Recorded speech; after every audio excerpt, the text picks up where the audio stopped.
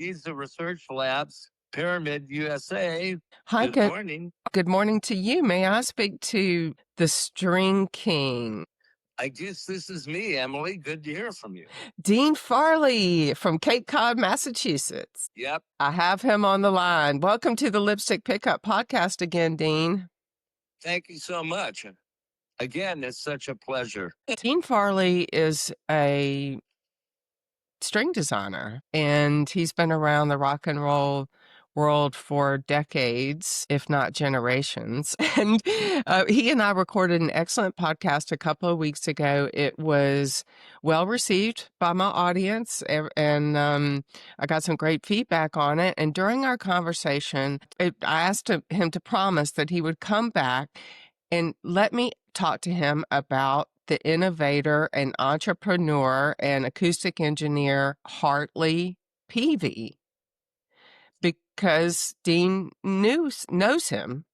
And that's the reason why I'm calling Dean again. And he's a great storyteller, and he's been around the biz, as they say, for a long time. He's got some great stories. And that's why I like being able to call him and getting some things from him. Okay, so if you like what you hear on this podcast, you can go back and listen to the one that I did published with Dean. Was it 2 weeks ago we did that? I can't remember. They're all running together like guitar strings. Okay, but this week, the reason why I called Dean yesterday and said, hey, I want to talk to you about Hartley Peavey, because I recorded an excellent podcast earlier this week on Sunday with a friend of mine named Alan Jones, who's a working drummer here in Nashville, and he's got an interesting Pine Belt story. He worked at one of Peavey's plants. It wasn't one big plant. It was a whole bunch of places that Peavey has produced things over the years. And he worked at the Leaksville plant, where they had very specific jobs. And one of them was to build the Wolfgang Eddie Van Halen guitar. And so I loved recording the podcast with Alan. And we didn't go too deep into Peavey, but Alan worked there for a period of time. And it was fun hearing his side of things. Now, Alan was 19 years old, and it was just a manufacturing job. He never met Hartley Peavey, and he didn't know him, but he's seen his enterprise. And that's why I called Dean yesterday, and I said, Dean, I want to talk about Hartley Peavey. The reason why he continues to come up for me is that I was born and raised in Jackson, Mississippi, and I have a strong connection to this area, Meridian, where Peavey was built. I went to the University of Southern Mississippi. I know all about the Pine Belt. And to remind the listeners again, Meridian is kind of on the edge of the Pine Belt, but my dad built his business in the Pine Belt in Laurel, Mississippi, closely related to the Masonite story. So I find these Mississippi entrepreneurs fascinating. I'm going to say a few things, and then I want to ask Dean about his recollections of just hanging out with him and, the kind of stuff. We're not going to go deep into the gear or anything like that. He's going to talk to me about him as a person, which is because I'm not a musician and I don't play music. That's what I want to hear about. I want to hear about him as a person, because I'll probably never get a chance to meet him or talk to him, and this is almost as good. So Hartley Peavey, I went to his Wikipedia entry. He attended the Mississippi State University, which is way up in North Mississippi in Starkville, and he graduated. And then he goes down, and he's a bootstrapping, pyramid building person. That's why I love that you work with Pyramid Strings, Dean, because Peavey built that thing like a pyramid. And it's going to be fun for me to hear about Hartley Peavey, but my discussion with Alan Jones indicates that Peavey has a cult. It's called the Peavey cult. You and I know about its cult legend, and, all of their products have a cult following. And also he's a massive following, but people are extremely passionate about this brand. The people who love it really, really love it, and that's why I hope people enjoy this chat. Okay, enough from me. Let's talk to Dean Farley about Hartley Peavey. Okay, Hartley. What a character. What an enigma. I mean, he single-handedly turned around the musical industry, went against giants like Fender, Gibson, all that stuff. He just totally came in. I mean, it's my understanding that it was around 65 where he got out of his dad's shop, out of the upstairs of his father's shop, started getting dealers for the Peavey amp that he had built. I saw that amp. It was like a 410 Bassman Tweed. So that was his first thing. And it's the first thing I saw when I met him in San Jose, California. This had to be 70, somewhere around there. And I found him most congenial. And as time went along, it was only about a year after that where I started going to trade shows in Anaheim for the NAMM show. And I would, of course, stop by the Hartley's booth. And, this went on for a couple of years, and then we got to talking a little bit. And before I knew it, every time a NAMM show came around, I'd be walking by his big booth. He had a huge booth, and he just grabbed me out of the aisle and just pulled me in. Oh, Dean, I want to show you this. And, that became a ritual. And so he always remained cordial. And I really liked him as a character, and he dressed kind of flashy, and so did I. And so we were kind of kindred spirits in that way. Can I butt in for 1 second? When you say flashy, what was his style? I've seen pictures of him, but elaborate a little bit on that. He loved deep purple. That's the color coat he would wear when he wanted to stick out. He would wear a really dark purple suit, and it wasn't maroon, it was purple. I mean, you can see it for miles. I kind of was influenced by him, actually, because I ended up wearing a turquoise wedding jacket, that I found in the Salvation Army in Clearwater, Florida. So I think Hartley rubbed off on me even stylistically. So that's kind of interesting. Every girl crazy about a sharp dressed man. Right. So that was the first meeting, and then we went into the NAMM shows, and eventually down the line, I was writing for Vintage Guitar, and this is after I had become a Peavey deal owner, and I was using Peavey amps at the time because there was a tube shortage, and I fell in love with them. So here we are. And let's see here. So I was going in there to interview him for Vintage Guitar. And so there's this huge booth that had this staircase going up to the upper level, and it was guarded by his wife, Malia. And you have to remember that Hartley was really nice and really congenial, the quintessential Southern gentleman. But you could tell that he was a tough negotiator, a tough businessman who crawled his way up to the top. And I had nothing but respect for him doing that because he did it pretty much single-handedly with a lot of people that supported his enthusiasm, and his products. And when I was going to interview him, you had to pass his wife, Malia. And when I came up to her, she says, "Oh, Dean, you're here to interview Hartley. Well, can I escort you up to his cubicle?" Right. So I walk into his big cubicle. He has the biggest one in the booth, obviously.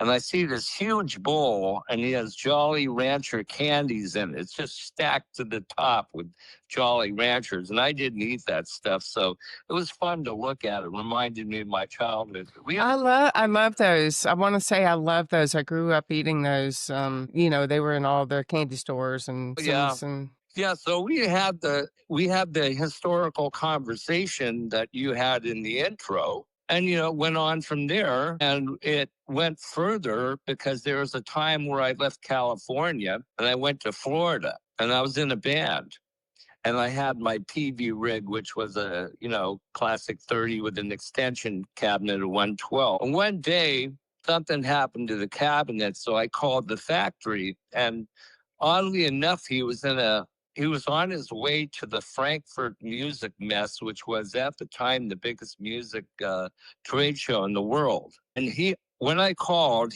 Hartley was physically in a taxi cab when I called the factory. And the secretary went outside, told Hartley in the cab, "Hey, wait, Hartley, you got a call." So he gets out of the taxi, gets on the phone. Here I am. And he goes, "Oh, I have one in the showcase. Let me grab it and I'll have them send it to you." And so he did that, and he went in the cab and went off to the airport. I mean, how many people are going to do that? That's pretty cool. That's the kind of person who can build a business. Right. And, I mean, these are hardworking folks. And, he ended up having his own speaker factory, which I loved his speakers, and I used them almost exclusively at that time. So, his gear, we said before, dreams die, but Peaveys don't. Well, pretty much that's true. And we have lots of people who love them too. They use the Mississippi Marshalls. The next story happened when I was in Sweden, and I was going around selling strings, and I was in a store in Eskilstuna, and I'm just standing there with the rep of the distributor who was selling my strings, and he had one of those old big mobile phones, and all of a sudden the phone goes off, and the rep picks it up and goes, "Hey, Dean, you got a call." And I'm thinking, who would call me on his mobile? What happened to be this guy from Finland? It was Landola Guitars, which had a really good reputation. Well, I found out that Landola was having some problems, and it turned out that Hartley Peavey bought his factory. And my first thought was, well, he was not going to run out of spruce anytime soon. I mean, Finland's nothing but spruce. So strategic. Oh, it was strategic. And not only that, but getting back to his wife, he sent his wife off. It has to be noted that I think Malia was actually a really big part of Hartley's success, because Malia set up the factory for their purposes in Finland in the beginning of making the acoustic guitars for them, which, by the way, were very, very good. And they were under $300. They were like $369. So Hartley ended up finding opportunities where he could find a great opportunity to make a great product. He'd do it without any hesitation. He is so enterprising. That's a mild understatement. Yeah. And you were over in Finland selling strings? I was in Sweden. Oh, Sweden. I'm sorry. And I got a call from Finland, and I had a distributor over there, but I thought it was the distributor, and it wasn't. It was Landola. And he was telling me that Peavey took over the plant. And I'm going, wow, something's going to happen with that. And indeed it did. But what happened was, I think the guitars ended up being reassigned to a China plant or something. But the ones from Finland are really valuable. I mean, they're really coveted. I can't wait to learn about those. That's one thing that I learned in my chat with Alan Jones, is that Hartley Peavey Electronics set up a very specific manufacturing facility in Leakesville to produce certain things for a reason there. So his plant was in Leakesville, and I don't even think it was open very long, because once they ended their agreement with Eddie Van Halen, they closed it. But he was a manufacturing genius. And the reason why I'm in awe of him and I see similarities with Nat Daniel is that he built it from the beginning as an amplifier guy.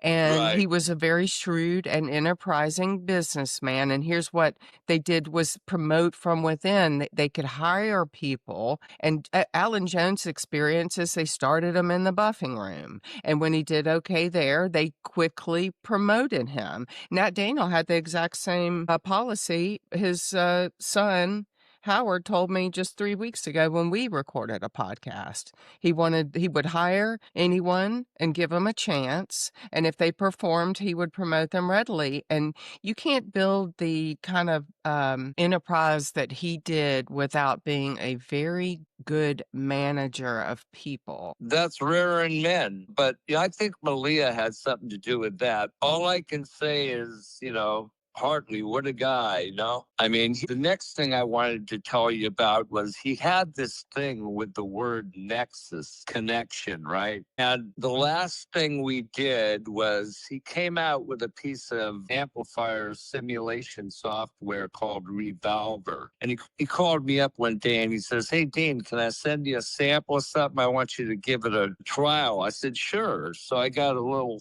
thing in the mail and said compliments of Hartley Peavey on it. You know, it was all nice and signed and sentimental and all that stuff. But I put this software in and tried it and knocked my socks off. It was really, really great. And he had this thing about, you know, if he hired anybody, you had to work out of Mississippi. You couldn't be working from a remote place unless you were an international entity like Landola or his Chinese factory or what have you. He really wanted you to be in the main factory. That was really, he was adamant about that. So what happened with that is the engineer that came up with the revolver was a Swedish guy. His name was Mikael Lundgren, and Hartley said, you know, this guy looks like an alien, you know? So he was really funny about it, but I really liked the software. So, you know, I started promoting the software, and I still think it's one of the better sounding simulation software you can buy. But what happened is Hartley sold off the revolver and is somewhere in Rhode Island now. So it's fairly close to me, and it's great stuff.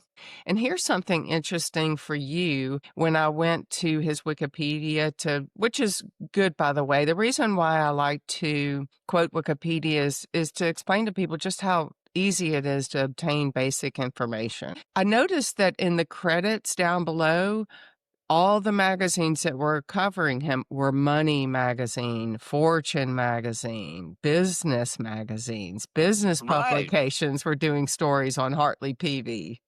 And yeah, he was really getting a lot of promotion, you know? Yeah, but he was being respected as somebody who built this business. And even in his bio, people had told him, and he also self-assessed, that while he dreamed of being a rock star, he was not very good at music. Didn't have enough talent. That was his words, not mine. But he became a very talented acoustic engineer, is what I would call him, and businessman. And that's why I love all those stories and Fortune and all from the 90s and the 80s, all these business publications doing stories on the enterprise of Hartley Peavey. And, you know, you and I have been talking about this for the last 3 weeks because I just recently drove through Mississippi and I stopped. It was on a Sunday, so nobody was there, but I stopped at the corporate headquarters in Meridian, Mississippi, and it's a beautiful facility. I just peeked in the window, but it's a gorgeous place. And if he wanted people to have an identity there and be part of the corporate culture, that probably had a lot to do with it. Right. And as far as promotion is concerned, you know, a lot of people may not know, but Hartley was on Undercover Boss, the TV show. Okay, tell me about this.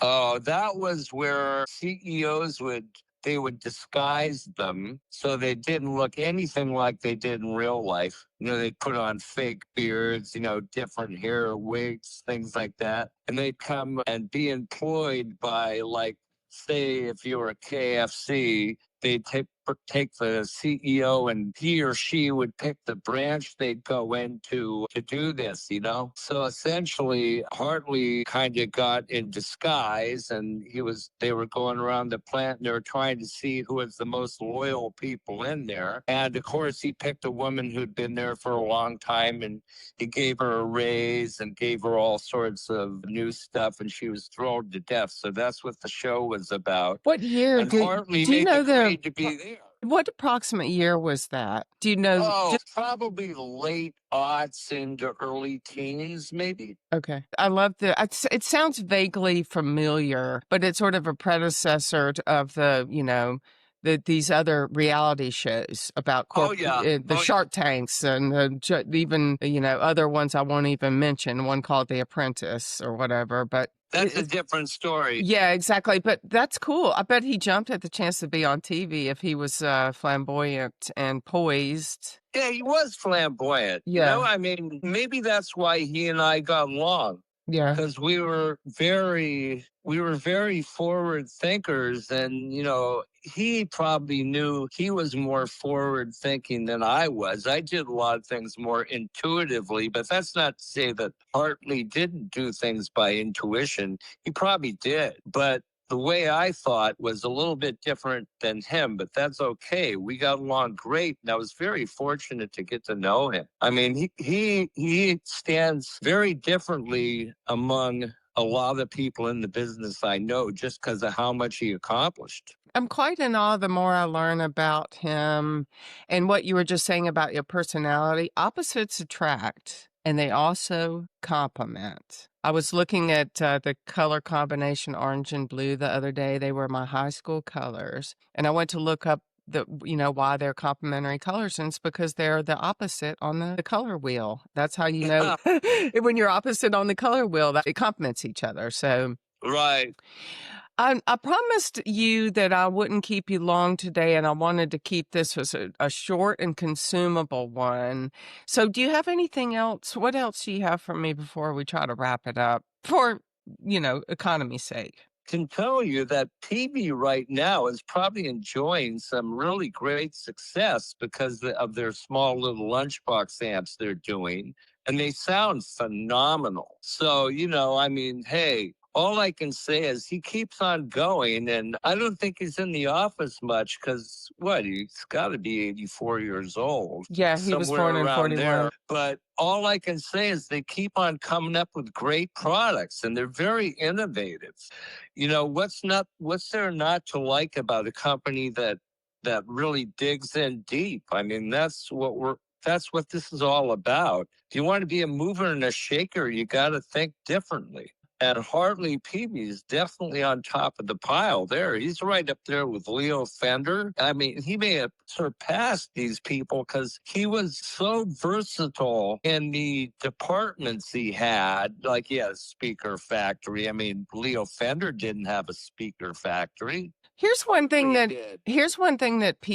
Hartley Peavey has claim of fame: consistent ownership. Many of these companies that got founded by other people, they've had complicated stories, and Dan Letro is one of them. Nat Daniels sold Dan Letro for a very good reason. It was explained to me by his son. I'm not going to get into it now, but the Peavey Corporation has had a long string of ownership, which is why, and it's uncomplicated, which is why it's probably been able to do so many things for so long. And I want to tell you, Dean, and my listeners, I'm sitting here imagining it was kind of a rainy day that I went to the Peavey plant 3 weeks ago, and it was a long drive off of Interstate 59, I believe, is that shoots right through there on the way to New Orleans. And it was kind of a long drive. So I got to see more of Meridian, Mississippi, which is a town I'm very familiar with. And then you get to the Peavey plant, and it's kind of like an oasis there. And, the logo's so cool, and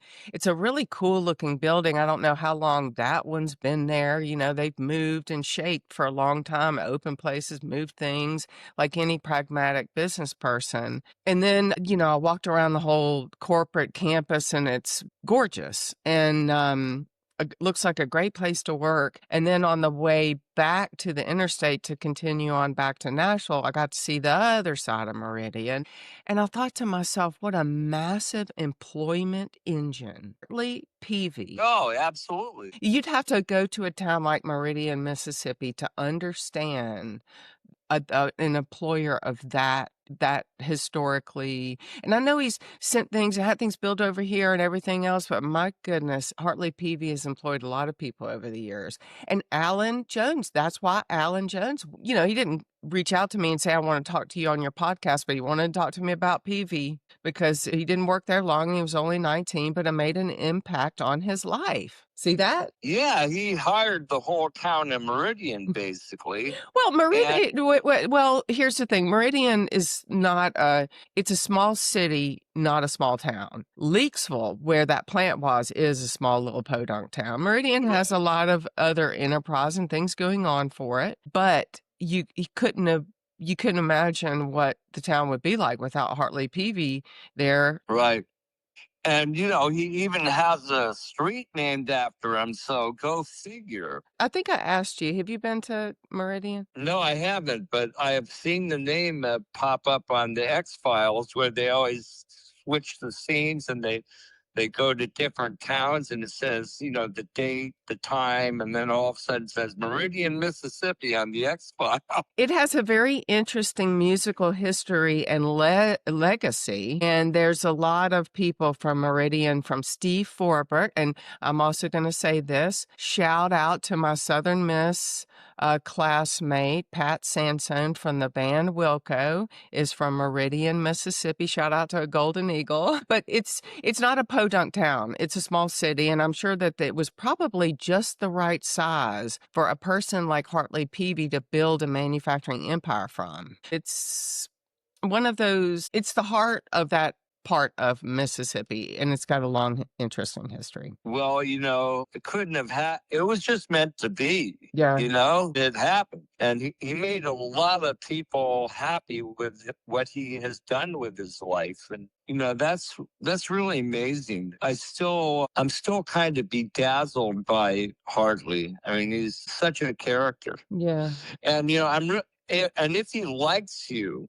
I found out he liked me, which was really nice. And, that's why we talked a lot over the years. And, we became really close. And then all of a sudden, I think he's retired now. But, the company lives on. And that's a good way to sign this podcast off with. They keep on going.